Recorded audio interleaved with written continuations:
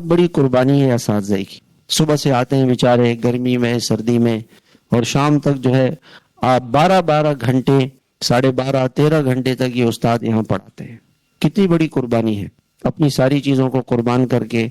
तो ये हमारे लिए बड़े मुअज़्ज़ज़ हैं, बड़े मुकर्रम हैं, जो हजरात ये चाहते हैं कि हमारा बच्चा कुरान का हाफिज बन जाए, पक्का बन जाए। असातिज़ा का अदब बच्चों के दिल में बैठाएं, असातिज़ा का एहतराम।